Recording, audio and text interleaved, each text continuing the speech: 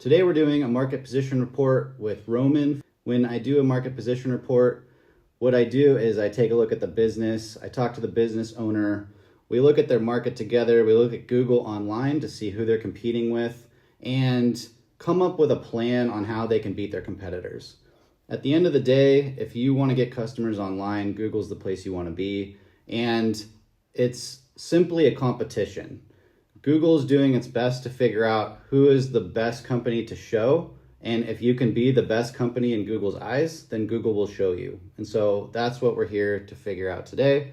We're going to take a look at Raxos, which is an MSP or an IT company, and I'll ask Roman in a moment to just tell me about the business and his marketing, his competitors, what he's done so far, get an idea of what's going on. And this is a super important step. A lot of people come in and they're like, oh, well, just send me something.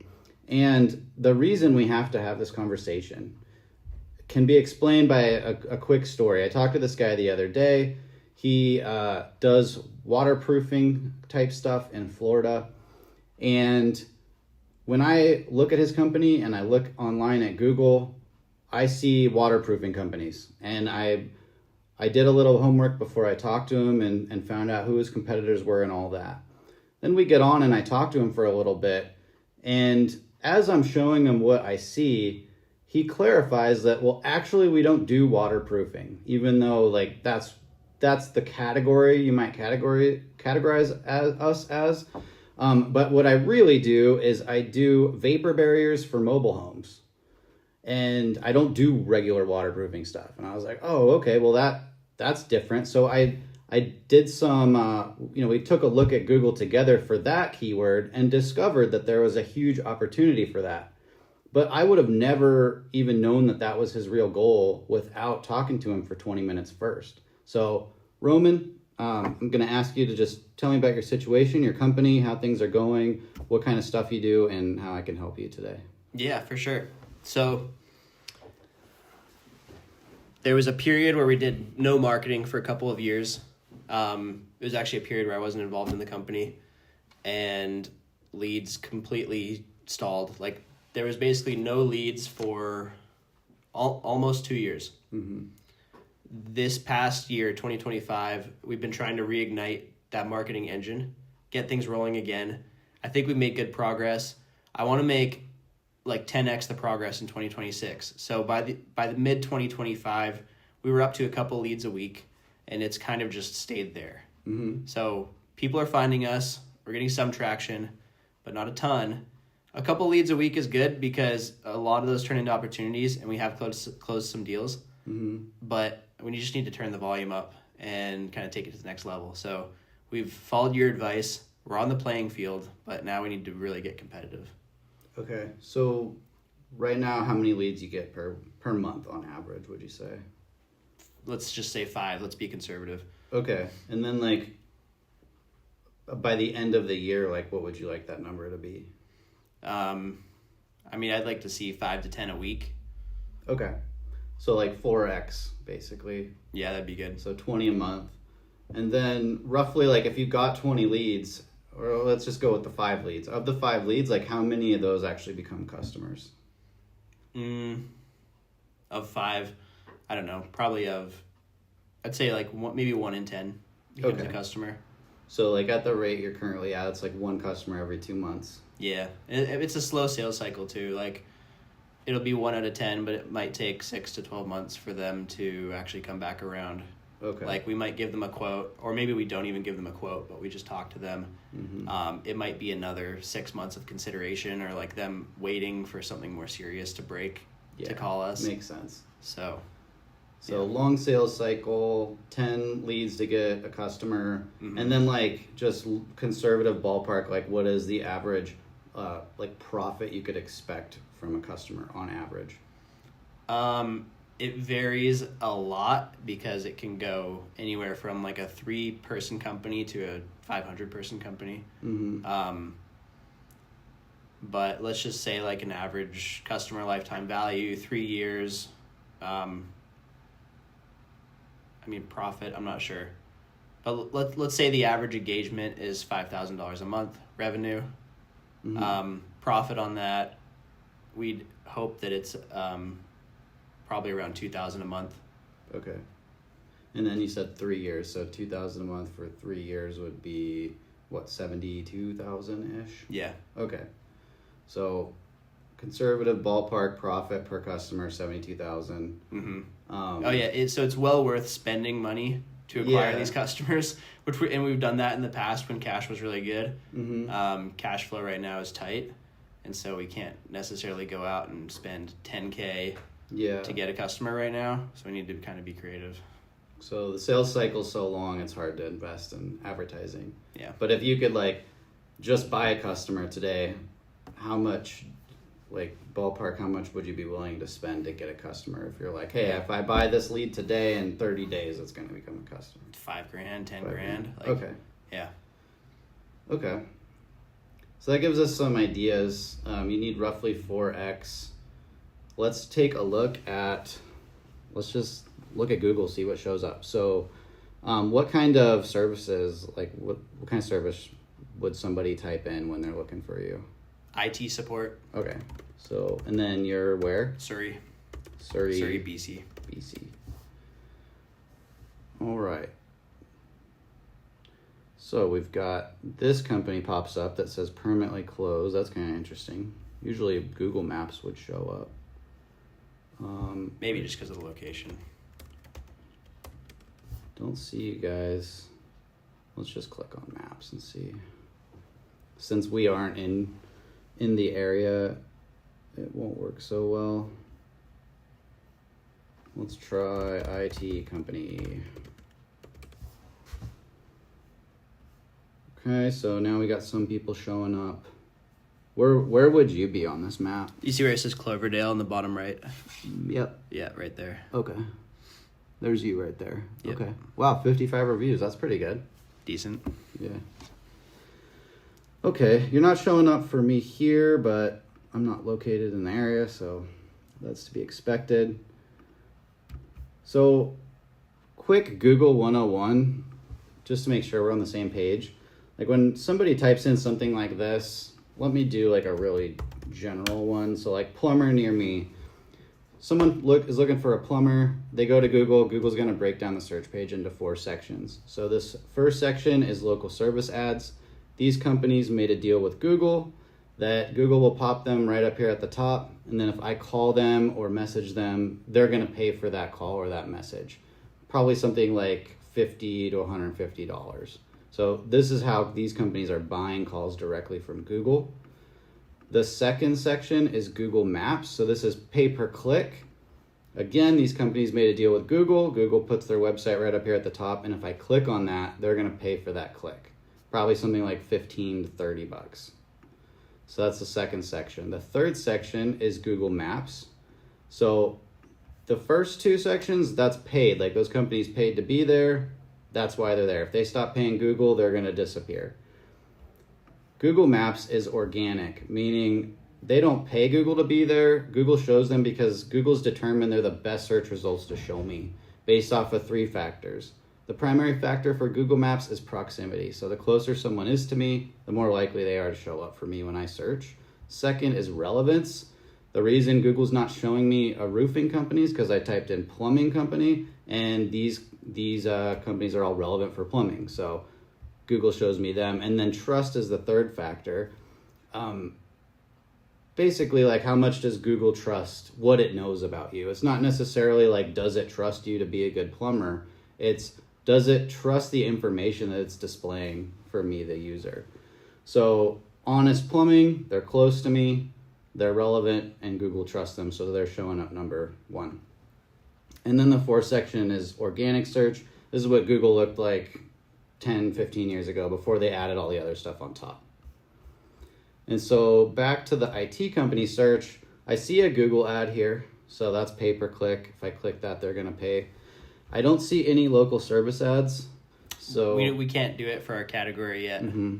If we could, I would. Yeah, so Google service ads not available for your type of company yet, but probably will be eventually.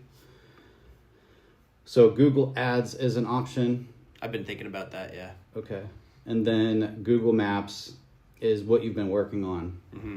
And then, of course, organic search. So ideally, since local service ads isn't available, there's 3 options for you, and ideally you'll be in all 3 spots. Mm-hmm. It's actually possible to show up in 4 spots, because you could have a Google ad up here at the top, you could have a Google ad inside the Google Maps box, you could be on Google Maps, and you could be down here in the organic search. So that would be like kind of topping out the best you could do. Mm-hmm. And so let's just take a look at the Google Maps. So I always like to focus on Google Maps first, because when you have a really solid online foundation, like your website, your Google listing, your SEO, and all that's sound, you're going to be showing up here on Google Maps. Mm-hmm. And that primes you to do things like local service ads and Google ads, because all local service ads is doing is they take their Google business profile from Google Maps and they pop it up here at the top. So it shows their reviews and all that. And then if I click on this Google ad, I'm going to go to their website. So if their website's terrible, that's going to be money wasted. Mm-hmm. So we focus on Google Maps for those reasons. And then also the way people shop on here these days is we've all been trained by Amazon to shop based off of reviews. So I admit I shop on Amazon a lot. When I see reviews on a page, before I even consciously register what's going on, my brain is scanning these review numbers, and I don't look at anything else until I see, like, okay, this company has the most reviews and they got a 4.9 rating, which is good. So then I read the name of their company first. I haven't even looked at anything else on the page. And that's how everybody shops these days. So with Google Maps, our goal is to first show up there, because we need to be one of these top 3. And then the second goal is to have more reviews than our competitors. If you can do both of those things, you're going to be in a really good spot. Mm-hmm. So have you ever seen one of these scans before? Oh, yeah. Okay, so just for the person watching, like what the scan is showing me is on Google Maps, for somebody searching from each one of these dots, like how well does Raxos, your company, show up on Google Maps? And it says number 2 right here. That means that if I was in that spot, you would be right here where it's Safe Software is. You'd be number 2 spot, and you'd be able to compete on the number of reviews you have. And so number 2 here, your location's right there, makes sense. You're showing up close to your location. You got an 8 there, 9 there. Everything else is kind of like, is too high to be seen. If it's a 1, 2, or 3, that's where people see you. If it's higher than that, then they're not seeing you. So the goal is to have a bubble around you where you're a 1, 2, and 3, and that's where you're essentially competing and getting leads and customers on Google. So my next question is, like, what could we expect? You're in kind of a populated area. You're right outside of Vancouver. Typically, the more competitive an area, like the smaller your bubble will be. If I work with a guy out in the middle of Maine, super rural, like his bubble is the size of the whole state. Like he shows up everywhere. And so to figure out like how, like what the availability or like what the opportunity is for you, like I could just click through here and like look at the people who are ranking pretty well and see how well they're ranking. And so I'll just click through, try to find one like that. Those guys are pretty close to you, right? Yeah. So I don't have their whole bubble, but I can see that like going this way, they don't go very far, but going this way, they do. Yeah, and that probably makes sense because they're right downtown Langley. Mm-hmm. Surrey's on the left there, which is, we're technically in the city of Surrey.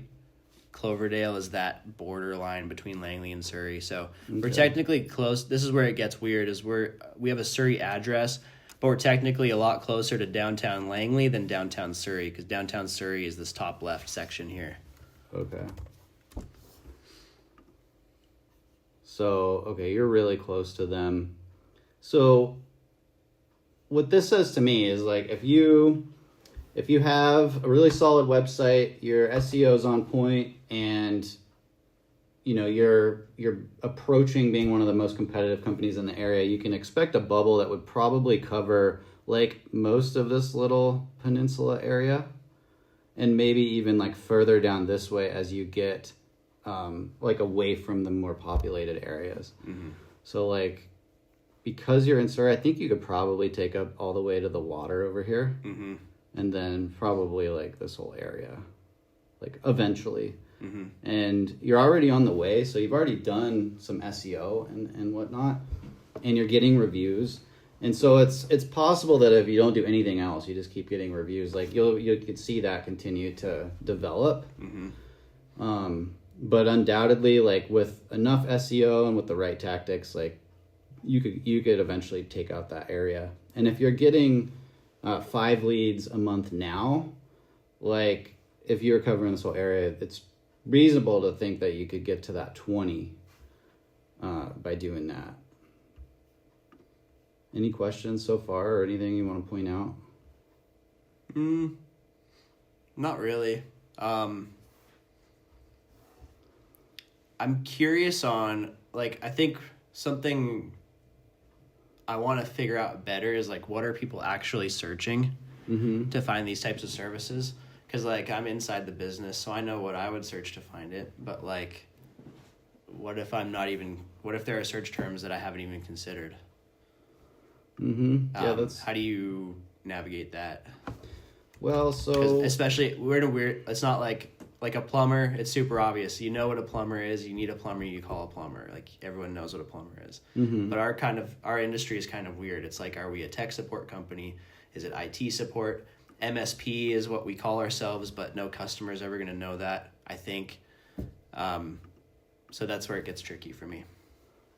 yeah, so like I've done a little bit of marketing in the MSP space, and from what like my clients have told me is like the vast majority of the new clients they get are coming from another MSP, so they're already in that world. So they already know the lingo. Know the term, yeah.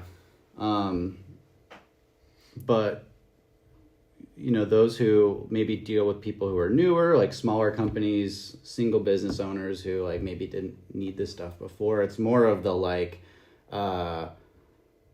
computer repair and like IT support and things computer like that. Repair is a slippery slope because that gets into residential and like really small jobs, and we do want to avoid that. So for sure, I've never tried to rank for computer repair, but maybe if it was positioned properly, it could work. I'm not sure.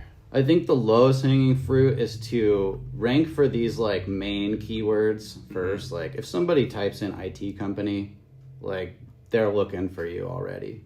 Yeah, so to make it even fuzzier, IT company, and you can tell by the companies that are showing up here. You see how the second one is categorized as a software company, or those first two are. All 3 of these are.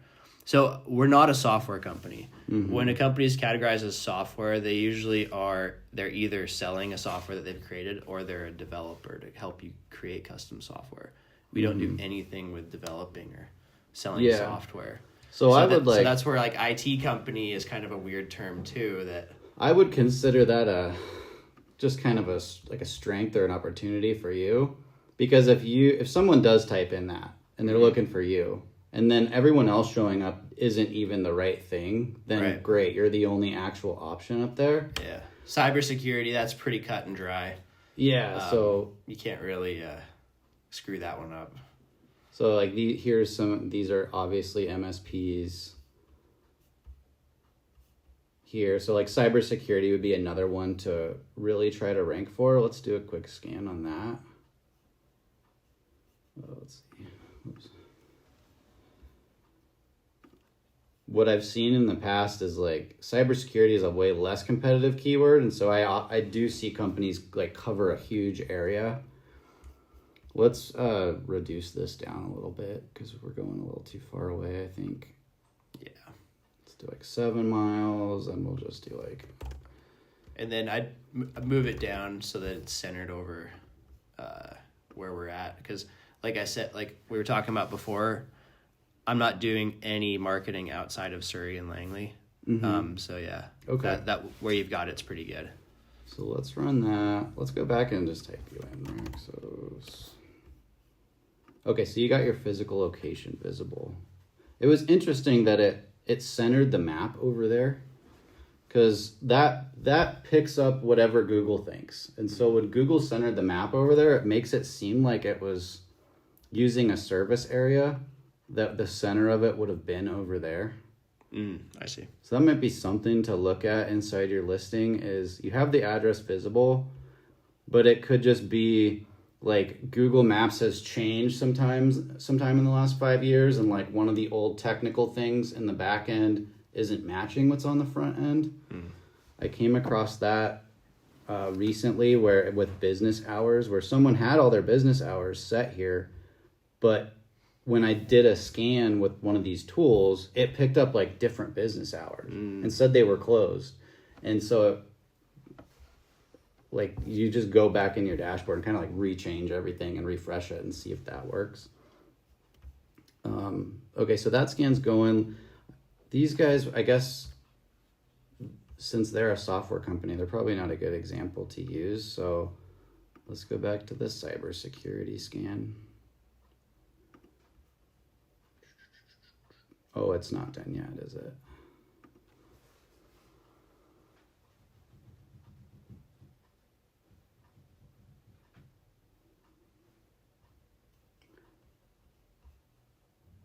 We'll just have to wait for that for a minute. While we're waiting, let's just do like, MSP, IT, company.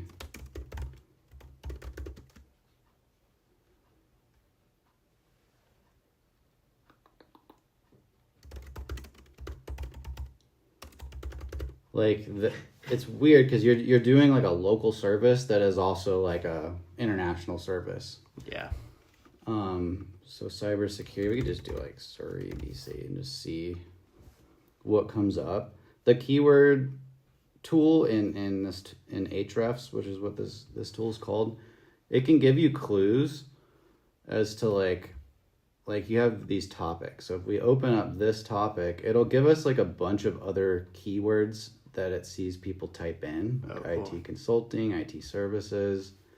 It'll even give you some rough stats. So like IT companies typed in most of the time, but like IT support is one, consulting. And so you just go down this list and make sure that you're being super relevant for this stuff in your website and your SEO, and just being super, super clear to Google, like, hey, if someone types this in, like, that's what we do. So what else do we got here? Like, some of these wouldn't apply. But like this CPC, this stands for cost per click. So this is talking about Google ads. For IT company, the cost per click is $6. But for IT support company, it's $170. So it's like, sweet, IT support company, that's us. That has less volume, but it's also less than a third of the cost of that keyword. So maybe you buy clicks for that one, but not that one.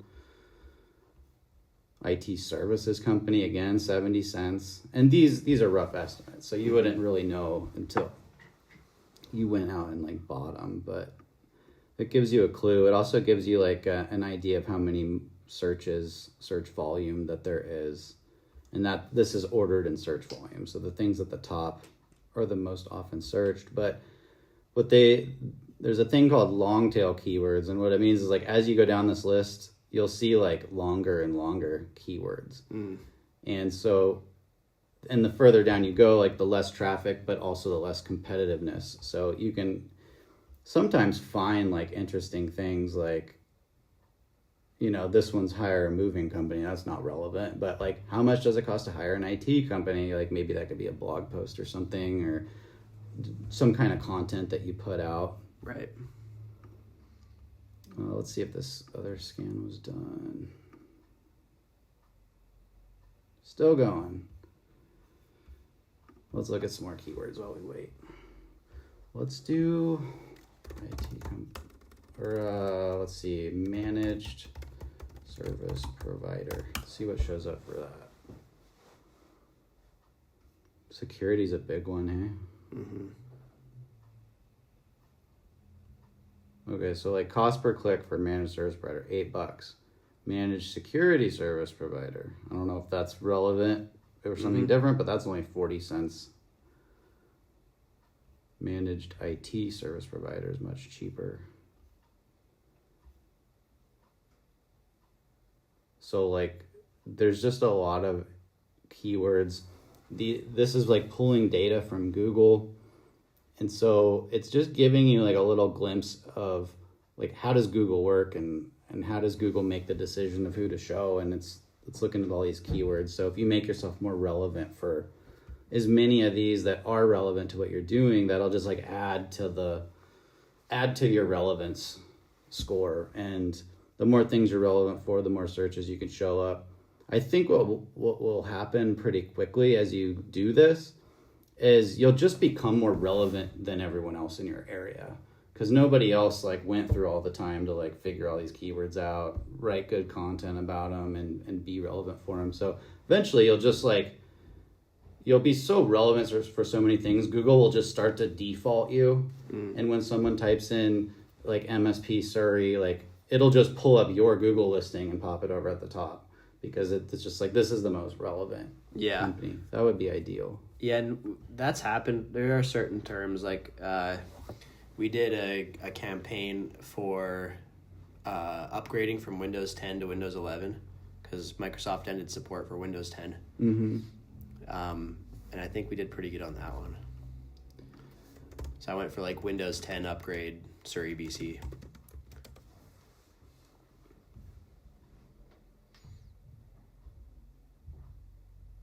Windows. Yeah, you'd probably have to type Windows 10. That's funny. I didn't get it at first. I was like, why did it do that? Okay, so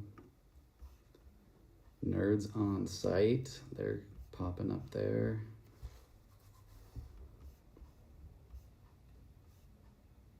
Still showing me window companies. That's funny.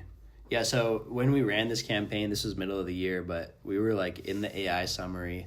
We were in the news thing on the side there, and we were number 1 organic.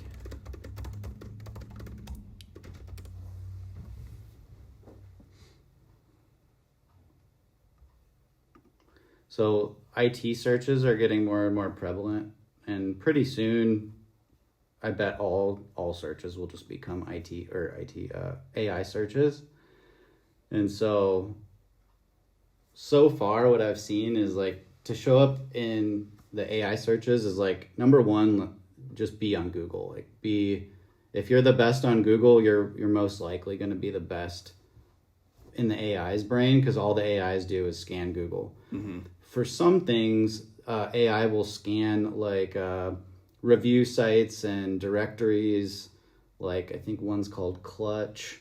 Yeah, we're on Clutch. Yeah, so in some niches, it'll scan those other ones. So for like average contractor, being on Google is like number 1 thing.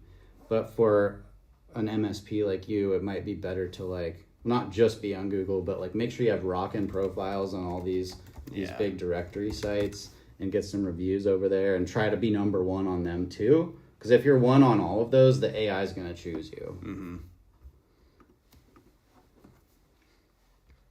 Dang, this scan is taking forever. Let's do this. So if we do like MSP company, Surrey, BC, and let's just take one that Google wants to show us.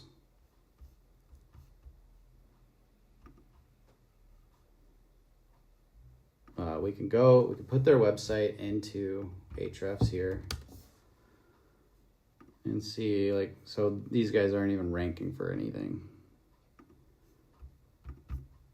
But what we can do is we can like try to find out who your best competitors are, and then see what keywords they're ranking for, and then see if you can steal them, basically.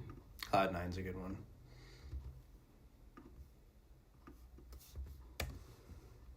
So it's not finding like really anything for these guys.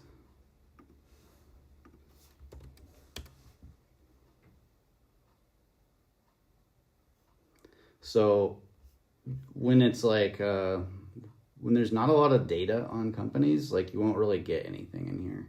And what that tells me is it's just really not that competitive. Like I think you could come in here and and just do what I said, like go down the list, start like making sure you rank for those keywords, and use this tool, because you got this tool, right? Ahrefs? Mm-hmm. So like use it, track it, start ranking for things, and like it won't take you very long to become like the main company in that little area. So what do you recommend I do? Just more blog posts?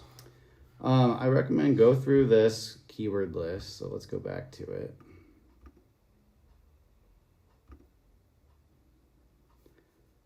So like you have managed service provider, managed security service provider, managed IT service provider. Make sure that all of these are like headlines somewhere on your website. Okay. So it doesn't necessarily have to be a whole page or a blog post or anything, but like on your homepage somewhere in a heading, it should say like something about managed IT service provider. And then another heading could say like managed security or cybersecurity service provider. And just like pop those in where they make sense. And like it could happen really quick. One time for Kyle Construction, I wanted to get more bathroom jobs. So I went to our homepage and I changed like the main heading to like, instead of remodeler, I did bathroom remodeler. And like within a day, I was ranking #1 for bathroom remodeler in my little area. And so like Google just pick up on that stuff. Like Google's really good at understanding what's going on, but it also is just using the words that you give it to understand what you're all about. So making sure that you cover all these. And since you have different like service categories you do, like MS, like managed services is different than cybersecurity, it's different than cloud services. And so you'll have a page for each one of those, and then you'll have a list of keywords for each one of those. And so organize them all, and like all of the cloud service type keywords that you see in this tool, make sure that those are somewhere on the cloud services page. And this would be a cool test. Like you can export this into a CSV, you can drop it in AI, be like, here's my pages, here's the keywords, help me map all these and put them in, and like just try that. In this tool you can do where is it? You can like put in keywords to track. So like over here it says add. So like add all of those keywords in. And so I have started doing that, and I don't totally understand how to use this tool yet, but a lot of the keywords it doesn't even have data for.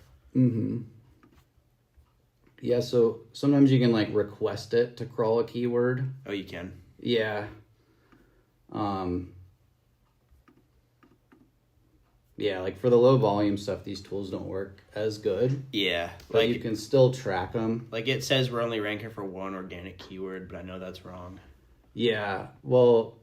And so it's only because we ran a blog post that ended up being pretty high volume for search traffic, and so it ranked that. So there's like... You can look at a website and it'll show you like organic keyword count.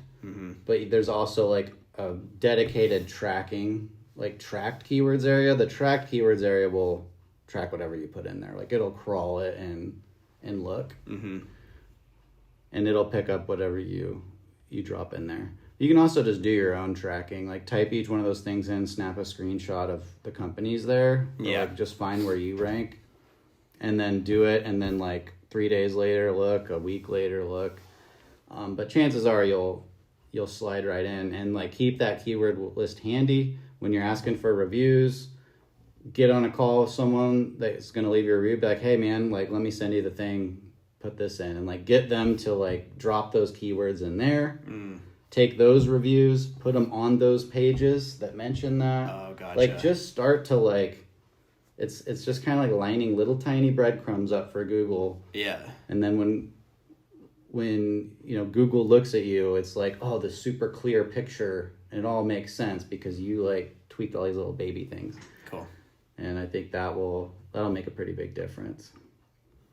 And then like once you have all that done, then it's just regular SEO and advertising and stuff. It's like get backlinks, get on more directories, get articles published about you, get awards, whatever, make content. But like you're nothing left to do on your website itself. Cool. Sounds good. So if this cybersecurity scan ever finishes, I'll send it to you. Cool. Do you have any questions? No, it makes sense to me. Yeah, we'll make some changes to the site and try to incorporate more of those keywords. I'll do some before and after scans, and we'll see if we can do some damage this month. Mm-hmm. Hell yeah, man. Mm-hmm. I am tracking. I've got Google Analytics and Search Console and everything set up, so hopefully we should be able to see if there's a difference. Awesome. And then, I mean, all that really matters is leads. So we'll count the leads and show you before and after. Yeah, like looking back at these searches, where were they? Like cybersecurity. These are all like international, like Contractors, like those are huge companies. When I looked up like IT company, there wasn't as many Google Ads people running Google Ads. But I think it could be pretty effective for you if you go through and just target like this little area and then like build out like as thorough a keyword list as you can and bid specifically for those keywords, and then specifically don't bid on the really expensive ones. So you kind of just capture the bottom 80, like cheap 80% of keywords just in that area. It'll probably be a lot less expensive. Cool. And still get you some leads. And, you know, if you could just close one, then it would be worth it.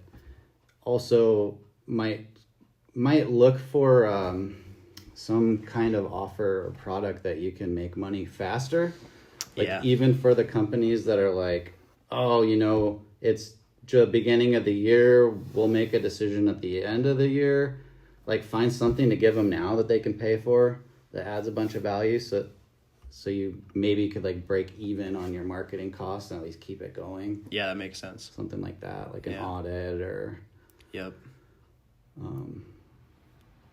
something. You were telling me about the free cybersecurity for a year or something like that. Yeah, I know people who do stuff like that. Yep. Yeah, there are certain things that we resell that can be low enough cost that you could offer it as a freebie as long as it turns into business. But one angle is to put something in place like an antivirus or a cybersecurity monitoring solution and then not include support. So they get the product, they get the software as a freebie, but if they need us to do anything, or like if there's actually an issue to remediate, then they just pay labor on that. So that's a way to get in some cases, I think. One of my IT clients was telling me they would go into like somebody's data center and have like a Raspberry Pi or some little computer and like I think just connect it to the Wi-Fi. They wouldn't have to connect it to any hardline, and then they use like ChatGPT to basically hack their stuff and show them like how vulnerable it is. Yep. So I don't know if you would want to do anything like that, but it's pretty cool it'd be a pretty cool offer to just be like, hey, we'll come in and if we can't hack your stuff, we'll give you $500 or we'll give you a box of donuts. But if we do hack the stuff, then you got to hear a proposal or something like that. Yep, I like that idea. You know, what's funny is with a lot of these businesses, the easiest way to hack is to just walk into their server room. Just like carry a clipboard and like a whistle, walk right 100%. Yeah. Because I would always be surprised when I'd go on site to a client and, you know, there'd be someone at the counter who I'd never met before. And I'd just go, hey, can I get the key to the server room? And they'd go, you must be the IT guy. I'd go, you bet. And then they hand me the key. I'm in, and then I'm looking back going, man, I could have been anyone. Dude. I could have been someone really bad. That's a great way to go door to door. Right? Hey, can I see the key to your server room? Thanks. All right. Dang. Boom. Security awareness training actually happens. Man, not actually that often, surprisingly, but don't get any ideas, anybody watching this. I know. It's pretty scary what's possible out there. Cool, dude. Well, do all that stuff and let me know how it goes. Sounds good.